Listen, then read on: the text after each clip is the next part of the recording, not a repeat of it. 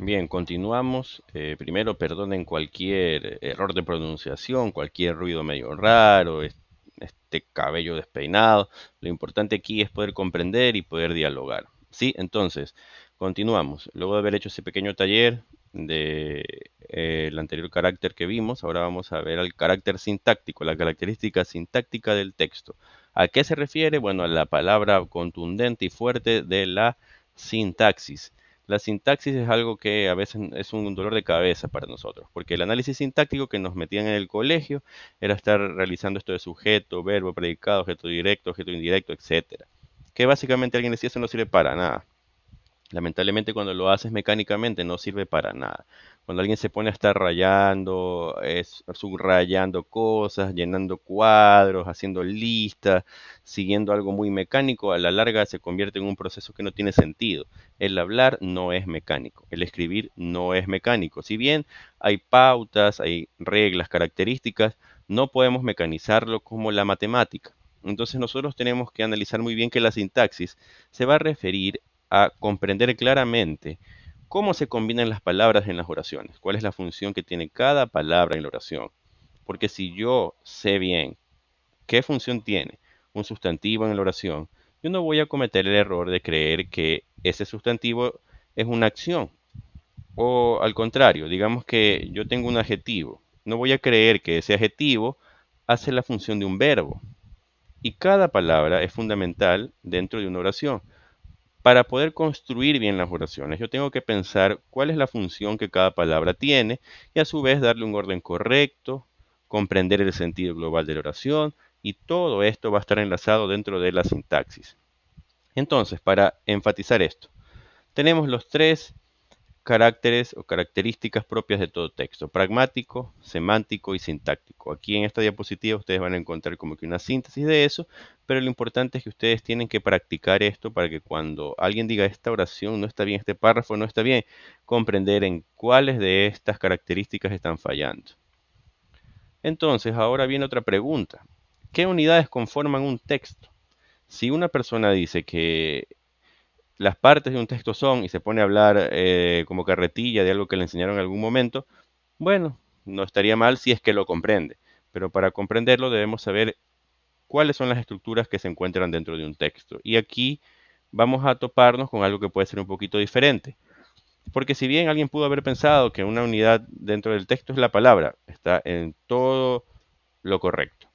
Pero si yo les digo qué es una palabra, quiero que ustedes comprendan este concepto. Dice, es una unidad con significado léxico.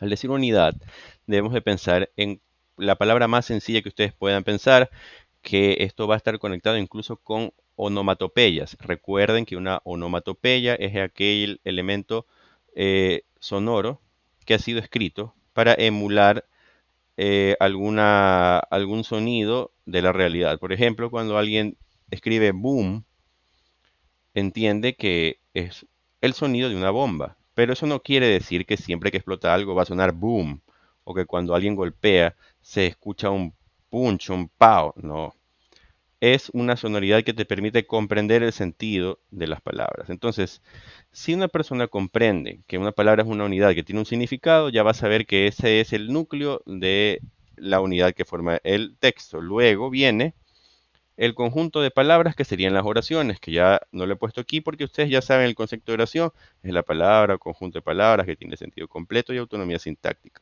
Y luego viene el párrafo, que en algunos libros de textos van a encontrar parágrafo, que es lo mismo, pero básicamente es el conjunto de oraciones, que si nosotros lo vamos a analizar más adelante, nos vamos a dar cuenta que los párrafos deben estar estructurados de una manera adecuada. Se ha hablado de 4 oraciones, conectadas adecuadamente, con sus signos de puntuación precisos. Y luego viene una nueva palabra que es básicamente la que quiero que ustedes se concentren mucho, que es la palabra enunciado. Se define como el acto del habla, pero nosotros tenemos que entender que puede ser una oración un enunciado, puede ser un párrafo un enunciado, pueden ser 2 párrafos un enunciado, pero lo importante es que esto va a estar conectado con las características que comprendemos ya de los textos. Va a tener un contexto, va a tener un sentido y un significado dentro del proceso de la comunicación y comprender el poder de nuestro idioma. Podemos decir de diferentes maneras lo mismo. Por ejemplo, aquí está: Si alguien dice, es un partido, digamos, y alguien dice, ¿y al final qué? Otra persona dice, ganamos. Ambos tienen la misma duda, ambos quieren saber la misma respuesta, pero lo dicen de maneras diferentes. Entonces, ese es el poder de comprender que un enunciado es ese acto de hablar, que nos permite enlazar todos estos conceptos para poder tener claras nuestras ideas. Y voy a terminar con estas reflexiones. Primero decir qué son las tipologías textuales, que es lo que voy a decir luego, y esta reflexión básicamente, que es indicar que el texto oral y el texto escrito no deben estar separados. Por ejemplo, cuando alguien va a preparar una conferencia, no es que se para ahí y empieza a hablar todo de memoria. Muchas veces tiene un guión o tiene una pauta escrita que te va a permitir ayudarte en enlazar todas esas ideas y manejar bien los enunciados. Por ello, ustedes, cuando vayan a hacer una exposición, tienen que prepararse, tienen que ver la manera adecuada para proyectar esa seguridad de su preparación. Entonces, hasta aquí esta siguiente parte. Luego continuaré con una nueva profundización.